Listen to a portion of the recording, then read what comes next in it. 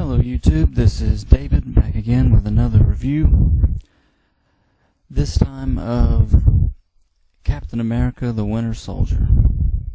Now, I'm actually outside as I'm doing this review in the audio recorder and not inside. I'd rather be all by myself, so I can be kind of animated, and unfortunately I can't find any quiet time inside right now around the computer, so I really wanted to have these couple of reviews done, this one and the one I'd like to do on Muppets Most Wanted. So I apologize if the audio is a little bit off. I'm going to speak clearly, or try to speak closely also to the recorder here, so that hopefully it'll be okay. Anyway, saw this film a couple of weeks ago, and as I'm not sitting at the computer right now, forgive me about some of the details concerning credits. I'm going to be sure to put director and writers and some of the main stars in the description, as is my habit. But right now I'm just going to basically give my basic thoughts and what I saw in the film. Again, not a thorough review, just my personal thoughts about what I saw, and also maybe about the future of the franchise and Avengers and so forth. First things first, I gotta say right off the bat, it seemed like there was a lot of shooting in this movie. I know it's an action film, Captain America, and especially this one, the sequel, being depicted in the present day as opposed to the first one when it was that 40s setting, World War II and all. It's just, it seems like they really pushed the boundary this time in terms of how many bad guys were shot. Again, it's PG-13, I think. I gotta check on that. Again, I'm not looking at a computer right now, but I'm sure all these movies are being rated PG-13. Again, I ought to check before I do this review, but I'm not going to worry with it. I'm pretty sure it's PG-13, but it just seemed like, even though the first film had actual depictions of the war at some points, that there was actually more violence somehow, some way, in terms of how many bad guys are shot and all the shooting. I don't know if there's ever been so much. Maybe I'm wrong, and maybe my impression is just me and nobody else thinks this, but it was like I was kind of blown away, like, man. It's just the intensity of some of the shots, too, I think, because there's this one scene in particular where like a dozen different sets of people, one-on-one, actually have guns to each other's head. One of those kind of standoffs. Very tense moment in the film at the end, and I was like, man. And when they start shooting each other, like in some R-rated films you might see, it was a bit much.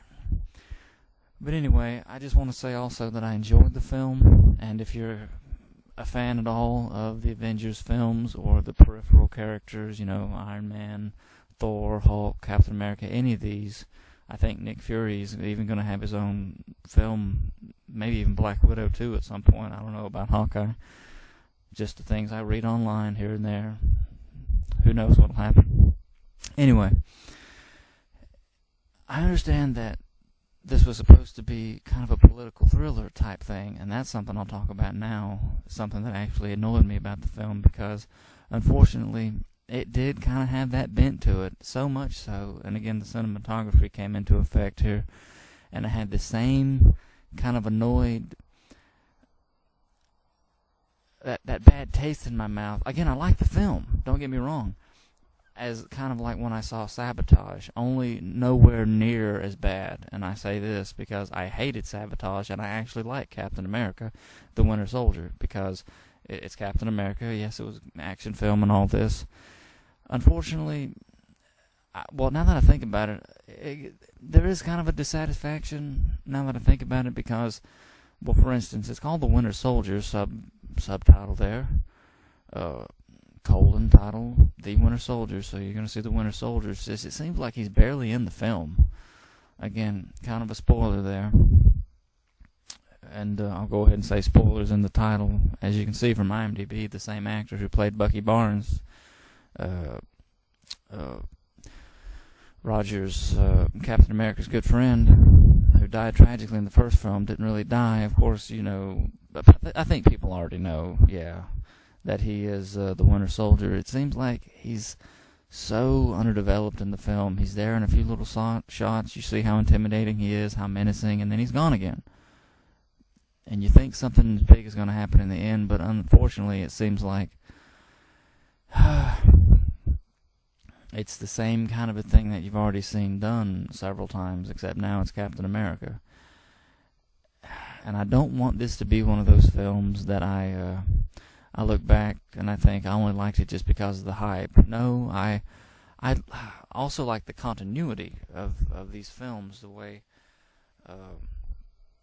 they do a fairly good job, more so than any other big franchise superhero that I've seen, in terms of what's next, and connecting the films, the storyline, at least as far as the movies go, I think being pretty good. I don't know about that show, Agents of S.H.I.E.L.D., because I don't have cable or anything, or satellite. I haven't actually been able to watch that show. And actually, another spoiler, S.H.I.E.L.D. is basically done away with in the film, something that I actually liked. And this is the shining, I guess when I think about it, the shining thing that comes through for me in the film, because as you could see developing in Captain America 1, and then it just goes full steam ahead in this film, the contest of wills, of morality, for instance, between Captain America and Nick Fury, who's this spy, and who he does the spy thing. He tells lies. He's ended up deceiving people. Captain America sees that he's even probably got some innocent blood on his hands from some of his dealings, all in the name in the name of freedom. And yet it's like this constant offense, kind of like what you see in the world today. And so I kind of like that. I really love that part about it, the way that Captain America, straight shooter, the honest integrity, how the honor thing and being in the open with it, kind of a walking in the light kind of a thing, actually triumphs in this film. And that's what I really like most about it. Because again, spoiler, you will see S.H.I.E.L.D. basically, well, I won't say exactly what happens. I won't spoil it that way, but just that some big changes happen in the storyline that I guess are really gonna be significant as I think about it going forward with the next films, Avengers, Age of Ultron next year, and then Captain America 3. And if they actually make a Nick Fury movie too, or Black Widow, Hawkeye, all these things, that is going to be a significant thing. But yeah, that would be my favorite thing about the movie, how a lesson was conveyed, an important lesson. Unfortunately, I don't think they did a good job of articulating the opposing side and the as far as the moral lesson goes. For instance, Robert Redford is in the movie as the villain, and he had all these lines. It wasn't memorable to me. And again, not to knock his acting, it's just the things they had him do in this movie. It's like I can't really remember it. It's like he was basically very mechanized in the things he was saying. Diplomacy, you think that's going to work? And just that thing there, that particular line you've seen 100 times in other places. It just seemed like. And again, I like Robert Redford in some of the things I've seen him in before. I loved him in Sneakers. I haven't seen a lot of movies with him in it, but Jeremiah Johnson, I don't know if I'm the only person in the world who's seen that movie, but I like Jeremiah Johnson, sue me. It just seemed like, I mean, you got Robert Redford in this movie, and then you have him deliver these lines in such an unmemorable way. It's like he was there just as a mouthpiece for evil. Not really into it, like not really. Again, maybe that's just my opinion. That's just what I saw. Maybe other people were blown away by it. I don't know, but yeah, that was kind of a drawback for me. Even while I was watching the movie, I was like, "Are you really the bad guy, or is there somebody over you, and you're just this spokesperson for the thoughts coming from the higher up or something?" Anyways. I am going to give this spoiler away. Granted, you kind of see it in the trailer. Nick Fury. All throughout the movies, because I don't really enjoy those characters by virtue of what they do, a lot of the time. Even Nick Fury, the spying and the whole thing in the Avengers, where it's like he's been playing everybody, and you see that scene that leads to almost the third act when that hovercraft ship is going down and the Hulk is on the rampage. In the lead up to that, you remember the confrontation about Captain America saying to Iron Man, I've seen the footage. You only fight for yourself, and you're selfish. You're not the stand-up guy. And this, how they were at each other's throats, and how Nick Fury had been keeping it from Captain America in particular, but also Iron Man and really the rest of them that were finally all there assembled together. How they had been making weapons and stuff as a contingency and stuff, and just that kind of thing. The whole Dark World thing, where he's a spy, a liar, basically. He's the super agent who, and again, I give it to the film in this respect, it had me going, and that's good. It had me going about exactly what happened to Nick Fury, because the way it happens in the film, again, spoiler, from the trailer, if you're looking closely at it, that it's his body laying across that table, and they're like mourning him, and you're like, oh man, Nick Fury's died. What in the world? What is this movie? What kind of movie is this? Nick Fury's gonna die? Anyway, the way he gets shot, and he's in Roger's apartment, and getting shot from behind and stuff like that, I was thinking to myself, this is a setup. You see him attacked earlier, and it's, I think, one of the first scenes of the Winter Soldier walking after him in the street. And before that, it's kind of a hilarious, a lot of action, but kind of hilarious watching Samuel L. Jackson trying to get his car to work, his defensive systems. It has like a minigun or something in his shield vehicle. And then I guess he had like a lightsaber or something in there with him to cut a hole in the manhole or something to escape, because he does basically a ninja vanish, Tatsu from Ninja Turtles, ninja vanish or something like that, because you see Winter Soldier walking for him, all menacing, and then Nick Fury's gone. He's not in the Jeep, and then there's Winter Soldier's like, where'd he go? And then he's in Roger's apartment, just all of a sudden, and he's not talking to Rogers. He won't say anything, but he's got his phone with large text on it saying, ears everywhere, eyes everywhere, can't talk, and he's actually saying other things to like throw off the bugs, any listening devices or spy, whatever that might be in Captain America's apartment, so it can tell him something without actually saying it to him. And he gets up and he gets shot, and I'm thinking, he's playing him. When he gets shot, and it's so apparent when he's died in front of everybody on the operating table, I'm thinking the whole time, I'm like, this is some intense stuff, but at the same time, I'm thinking, this is Nick Fury. He's the spy of spies. They've had 4 or 5 movies already showing him to be this guy who, it's like he can't be taken. He's Nick Fury. And yet, when they have him die in this, I'm thinking the whole time, this is a setup. He's got everybody in on it except Captain America.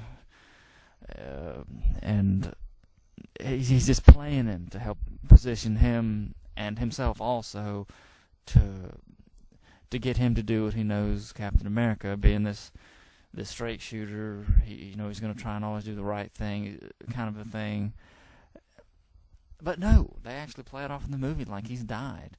And it kind of confused me, because I was like, it actually got me. And then again, you've seen from some of my other reviews that I'm so into the movie that a lot of the times they do get me. They get me going. And so, yeah, they play it like he's died. But that later is like he has been shot, but he's still alive. And they did the whatever that is that they put in to lower the blood pressure to the point where it literally does look like someone has died, no pulse. So he did kind of trick him. But the Winter Soldier, which you actually do see that sequence, that it was the Winter Soldier. But even then, I was thinking, this is Nick Fury. This doesn't happen. This does not happen. This happens to anybody but Nick Fury, because Nick Fury is he's the master spy. That's the way they've been portraying him this whole time. 1,000 tricks up his sleeves. Nobody's going to sneak up behind him. kind of a character, you know. But no, he did get whacked almost in this film, and then he comes back at the end, arms in a cast, but he goes in, he kicks tail, as it were. And again, kind of a disappointment in not so much Robert Redford, but the way his lines were, because I was just like, it's not an actual person. It's like straight up his ideology, what he believes is just coming out, and what he believes isn't very encouraging, considering he's the head of like national security position, you know, the spying, and he controls military movements basically under the Supreme Council or whatever. And you see them in the film, the shadowy figures and from the council room in the Earth's Defense Council, whatever they call it, like in Avengers. And so that was interesting. But yeah, a lot of people play each other in this film. One new addition to like the Avengers universe, actually 3 by the time the film ends, but Falcon, played by Anthony Mackie. I really liked him when I watched Repentance, and that was the first film that I had watched through that had him in it. I really liked him as Falcon in this. He was, again, he's like he wants to be a therapist or something, a motivational, let me help you get through this kind of a character in all his movies, I guess, because it's just, I saw him in Repentance, and he's this therapist, and here he was, in this film, he was helping veterans cope with life, civilian life, particularly those who maybe were they amputees? I'm not sure, but just suffering some kind of problem and trying to adjust, trying to cope, that kind of a thing.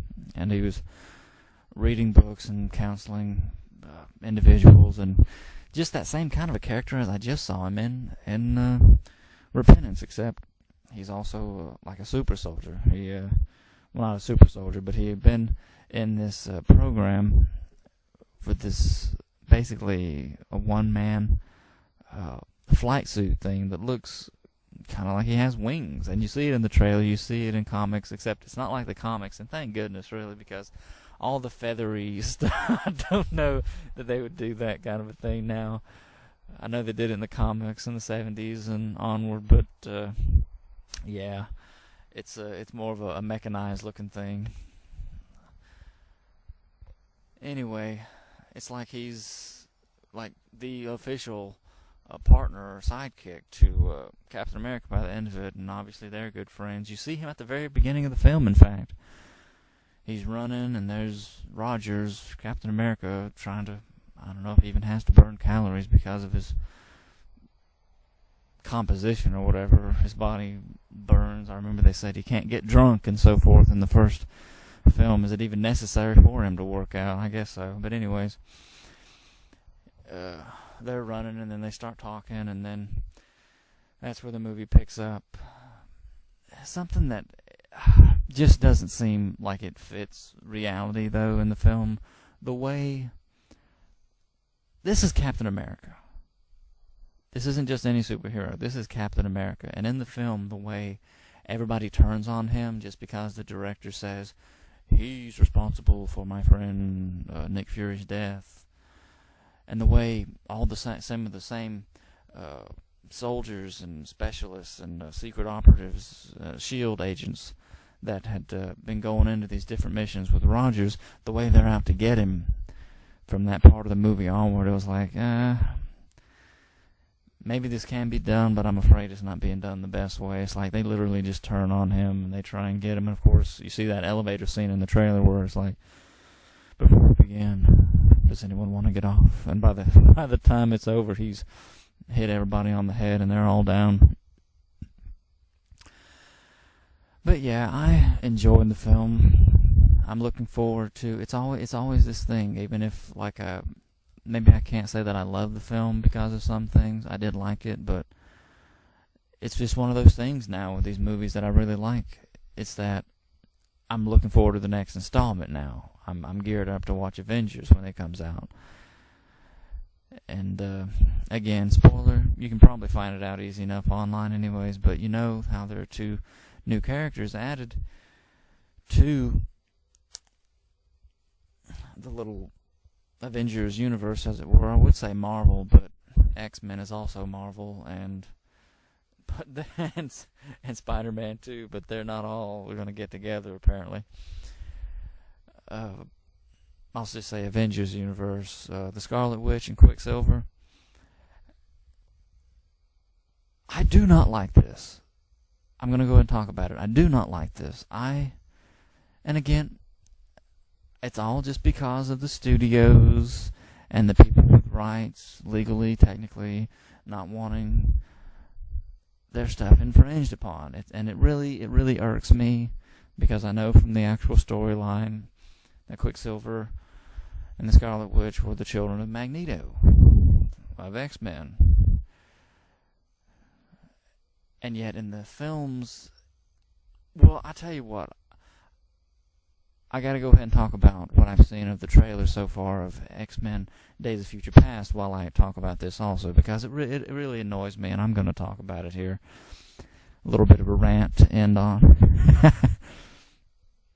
I see in the trailer Wolverine visiting Maximoff, and it's like, he said, I know a guy who can help us. He'd be a young man now, because he's like traveled back in time or whatever in the trailer, and it's Maximoff, Quicksilver. He is like he's not Magneto's son. And that irks me even more than the Avengers thing, because in the Avengers it's like they're the twins, something again to do with like Hydra or something. I don't know the Avengers storyline so well as X-Men, which is something else that irks me because of how much more I learned about back when I collected comics and whatnot as a kid. X-Men, how I've enjoyed the Avengers characters and the Avengers movies much more than I have the X-Men. And that really annoys me. I still stand by my opinion, my personal stance, that the X-Men, the animated series in the 90s, is actually the best depiction of X-Men up on screen so far, with the first movie in 2000 being probably my favorite of the films, the X-Men films so far, because it's just, well, that's going to be too much talking about the X-Men, but let me just get back to the ending of Captain America 2, because they do have after the credits scene, you actually see some Hydra guy with a German accent talking about the twins, and then you see him, there's a Scarlet Witch and Quicksilver, and it's like, I didn't expect to see them in this film, but again, they do good, and giving you these little tidbits to, give you a taste of the next film. Look forward to it. But yeah, that really irks me, how they're the children of Magneto, and yet they're basically just these people who were found or something, or experimented upon or something, or the children of an experimental subject, or something. I don't even know, because some of it is going to have to be against the mythos, against the storyline when they do it in both films. Again, it'll be more tolerable when I see, I guess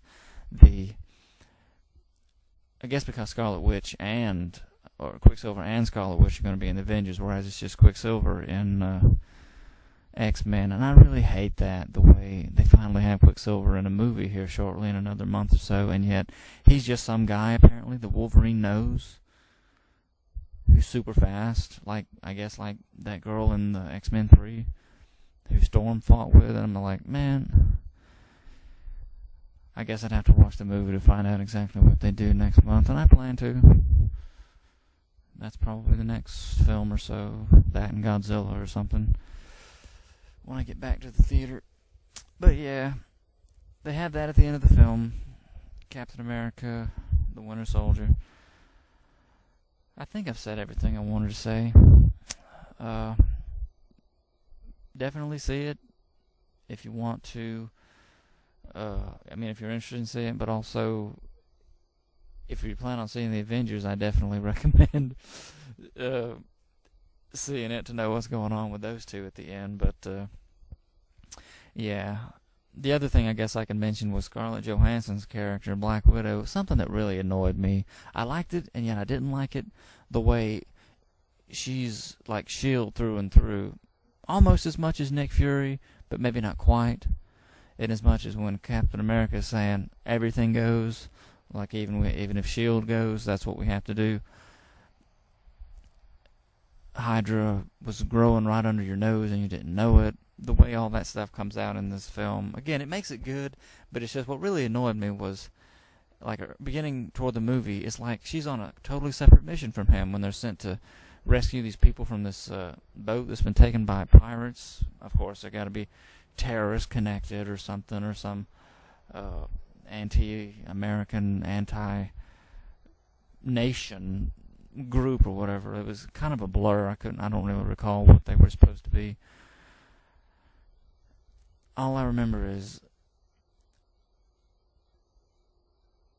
him yelling at her and them arguing about, you could have blown this mission, you could have got people hurt, your priorities aren't straight, you're on a totally different mission, I need to know these things. And she's kind of a smart mouth saying, well, you knew what your mission was, I knew what my mission was. And as the film goes on, you see kind of like this bond between them, and it's kind of like, okay, is there going to be an actual romance between Captain America and Black Widow or not? And by the end of the film, you're still asking that question, with leaning toward no, because they have a couple of moments, because they end up doing some traveling together. They're on the run after Nick Fury, after what happens to him in the trailer you see happen. But yeah, it's just kind of a character arc kind of a thing that I like seeing in Black Widow, and as much as she realized that she had thrown her whole life into, granted, trying to make up for some things in her past, but also trusting in things and fighting for things that weren't what she thought they were. And really, if she had been more of the mindset, say, of Captain America, she would have maybe known it. But that, you see her character change a little bit. I like that part too. So yeah, that's another thing I can say I liked about it. But I'm going to go ahead and call that a review, and end on that note, a good note. For anybody who's actually stuck with me for this long, thank you for listening, and we'll see you next time.